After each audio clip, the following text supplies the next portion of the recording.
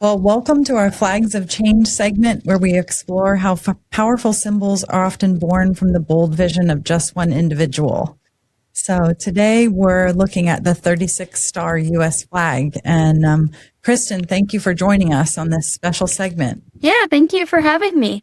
I think, at first glance, it seems like just one of the other flags where we kept adding, states and more stars. But how does this flag, stand out from other historic U.S. flags? Yes, it's special for two reasons, really. It's the flag most commonly associated with the end of the Civil War, and also the flag that I think is really symbolic of Lincoln's presidency. It includes the state of Nevada, which was kind of rushed into statehood for political reasons. Abraham Lincoln wanted to make sure that ensure that he was going to get reelected.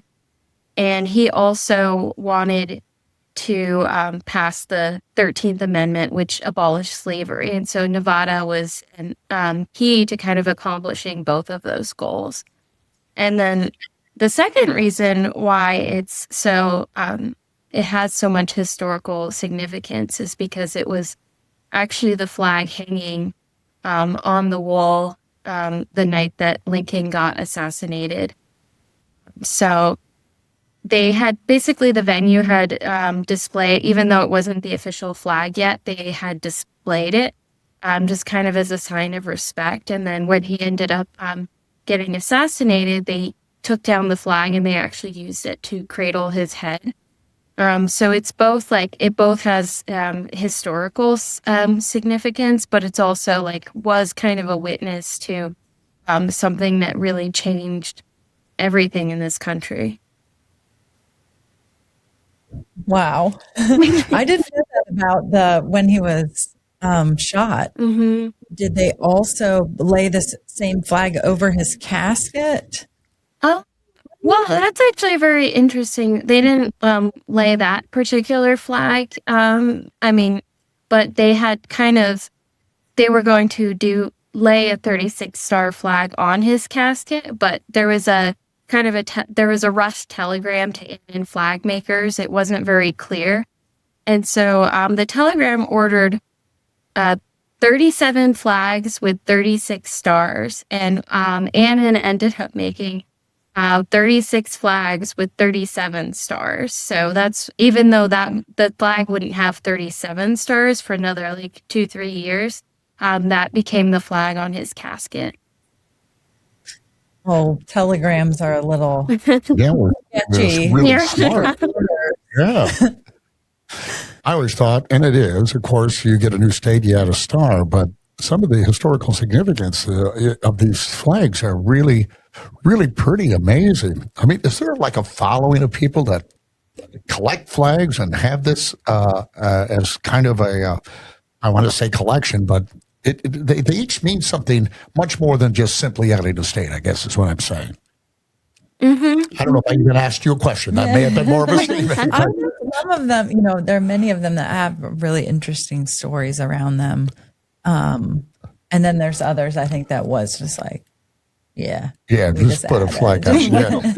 But the Civil War, that is a very, especially where we're located, I mean, it's a very big historical event. So I can see where this would be a highly sought after kind of, or at least a flag that people would go, oh, did you know the backstory on this? Because now I do. And I'm going to be very, very popular at parties because most people probably don't know this. Well, is there anything else, any other lesser known details around this flag or anything else you want to share on it, Kristen? Yeah, so there's actually two. And it was during the assassination, it actually wasn't the official flag yet. It was because even though Nevada had been a state, I think several months prior to that event, it wasn't added to the flag until July 4th of 1865. So it's like every year if they have a new state, they'll add it to the flag. We've just happened to have 50 stars because we haven't added any states in a long time. And then I guess the other really interesting fact is that you have so many variation of these really old historical flags. There was no standardization. Like you could, it had to be like X number of stars and 13 stripes, and that was it. So you could have all kinds of like different arrangements and patterns. Like that's where you see some really cool circle designs. You see all kinds of things with these like really old historic flags. Wow. Yeah, that's awesome. I wish we had a few different alternatives of the 50. Boy, and business would have been great back in the early Exactly. days Maybe for we should. flag makers because we're out in the States, like it seems like every day. So well, that is awesome. Yeah. Well, thank you for sharing, Kristen. Thanks for joining us again. Thank you, Kristen. Thank you.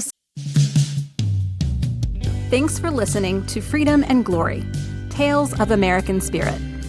If today's story moved you, share it with someone who'd appreciate it. Subscribe and leave a review.